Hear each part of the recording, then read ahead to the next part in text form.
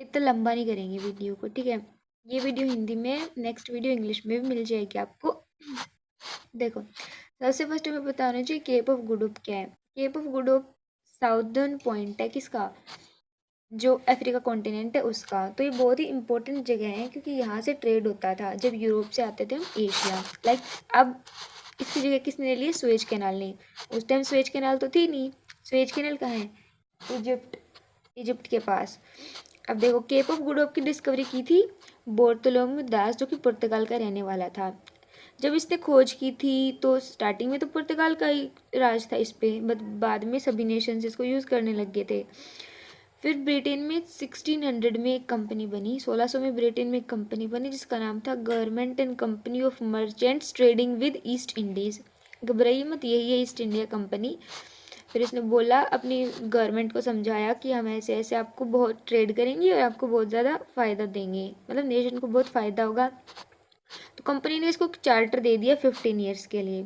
Charter में क्या था कि इसको मोनोपोली दे दी, मोनोपोली मतलब एकाधिकार दे दिया कि सिर्फ यही ट्रेड कर सकती है। कहाँ से कहाँ तक, केप ऑफ गुड होप के ईस्ट में और स्ट्रेट ऑफ मैगलन के वेस्ट में। यानी कि केप ऑफ गुड होप हमने पढ़ा है कहाँ है, अफ्रीका कॉन्टिनेंट के साउथ में।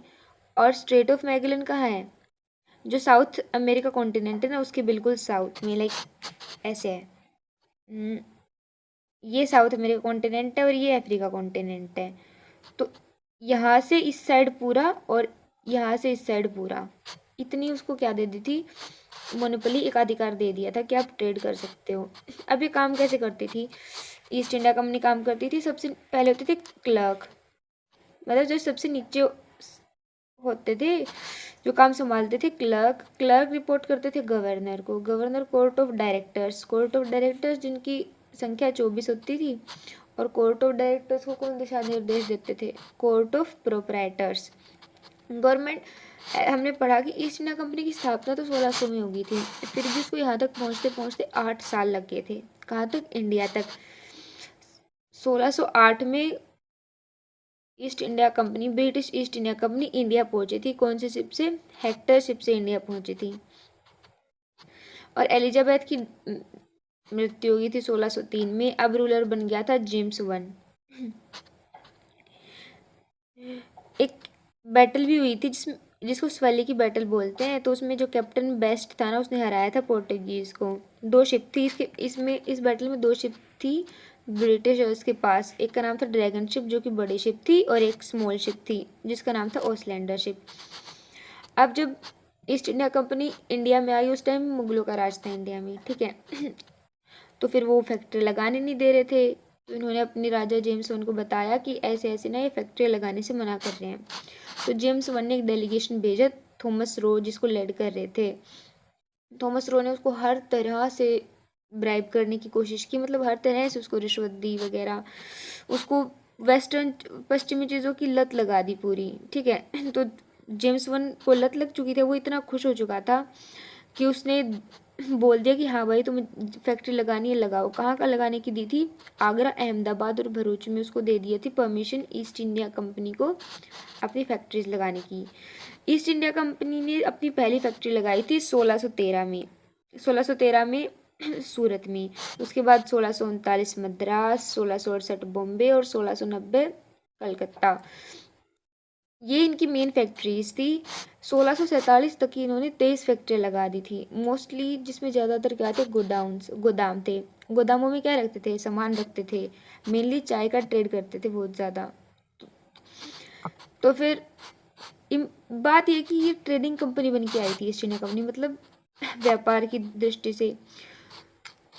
तो क्या इंपोर्ट करती थी और क्या एक्सपोर्ट करती थी, सोचने की बात है। तो इंपोर्ट मतलब क्या, आयात किस चीज़ का करते थे ये, कि क्या चीज़ लेके आते थे ये इंडिया में, लेके आते थे कॉफ़ी और पर्शियन घोड़े। और लेके क्या जाते थे यहाँ से, कॉटन, सिल्क यानी कि कपास, जो सूती कपड़ा होता है, और रेशमी कपड़ा, और साल्ट पीटर। साल्ट पीटर क्या है, जो गन पाउडर होता है ना उसको बनाने के लिए बहुत ही इम्पोर्टेंट कंपोनेंट है साल्ट पीटर। और इंडिया में बहुत ज़्यादा प्रोड्यूस होता था साल्ट पीटर, तो इनको अच्छी खासी कमाई हो जाती थी। उसके बाद इन्होंने तीन प्रेसिडेंसी में डिवाइड कर लिया था, ठीक है। प्रेसिडेंसी क्या होती है, सियासत, आई थिंक, हाँ 3 प्रेसिडेंसी में डिवाइड कर लिया था, बांट लिया था। एक तो बॉम्बे प्रेसिडेंसी, मद्रास प्रेसिडेंसी और बंगाल प्रेसिडेंसी। बंगाल प्रेसिडेंसी का हेडक्वार्टर था फोर्ट विलियम और मद्रास प्रेसिडेंसी का हेडक्वार्टर था फोर्ट सेंट जॉर्ज, जिसको 1639 में बनाया गया था, ठीक है। और एक था बॉम्बे का हेडक्वार्टर था बॉम्बे कैसल। फर्रुखशियार, उसके बाद इम्पोर्टेंट क्या हुआ था, फर्रुखशियार जो कि एक मुगल शासक था 1713 से 1719 को, उन्होंने क्या किया कि टैक्स फ्री कर दिया, मतलब सारी टाइप की ड्यूटी हटा दी 1717 में, कि तुम कहीं कुछ कि कहीं पे भी ट्रेड करो तुम्हें टैक्स देने की कोई ज़रूरत नहीं है। और ये बहुत ही बड़ा ब्लंडर था, बहुत बड़ी मिस्टेक थी इसकी, बहुत आगे जाके बहुत नुकसान हुआ है इस चीज़ का। कोई नहीं, चलो नेक्स्ट पढ़ते हैं। 1670 तक 4 ईस्ट इंडिया कंपनी आ चुकी थी इंडिया में, Portuguese east India company, Dutch east India company, English और फ्रेंच ईस्ट इंडिया कंपनी, हम याद रख सकते हैं PDEF से। 1601, अब देखो अभी बाहर हो गई थी, पता है क्यों, अब लड़ाई थी सल्तनत की सिर्फ किस किस के बीच में, इंग्लिश और फ्रेंच के बीच में, ये दोनों क्यों बाहर हो गए थे पता है।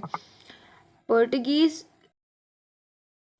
तो इसलिए बाहर हो गए थे क्योंकि 1661 में चार्ल्स दो जो इंग्लैंड का राजा है ना, उसने शादी कर ली थी कैथरीन। कैथरीन कौन थी, पुर्तगाल का एक रूलर था जॉन, उसकी बेटी थी। तो भाई ये तो इनका तो रिलेशन हो गया, तो ये तो आपस में नहीं लड़ेंगी, तो पोर्टुगीज तरह से ऐसे बाहर हो गए थे, ठीक है। और डच कैसे बाहर हो गए तो पता है, डच के पीछे पड़े थे मार्तंड के राजा त्रावणकोर के राजा मार्तंड, सॉरी त्रावणकोर के राजा मार्तंड, वो डच के पीछे पड़े हुए थे, डच को भगा दिया वहां से मार मार के। वो डच मलेशिया और इंडोनेशिया में शिफ्ट हो गए थे उसके बाद, वो आगे हम कवर भी कर लेंगे, ठीक है। अब एक और गलती पता है किसने की थी, शाह शुजा ने, शाह शुजा के युद्ध में, तो वो इंडोनेशिया और मलेशिया शिफ्ट हो गए थे। अब बैटल जाएगी थी फ्रेंच की और ब्रिटिश की। सो ये वीडियो तो इतनी थी। अब हम तो इसी के साथ है ना, हमने ब्रीफ में पढ़ा है बहुत ईस्ट इंडिया कंपनी, क्योंकि अभी हमें वॉर्स पढ़नी है ना, इसलिए ब्रीफ में पढ़ा है। जब हम आगे जाएंगे तो इसको थोड़ा और अच्छे से पढ़ेंगे, ठीक है। Thank you.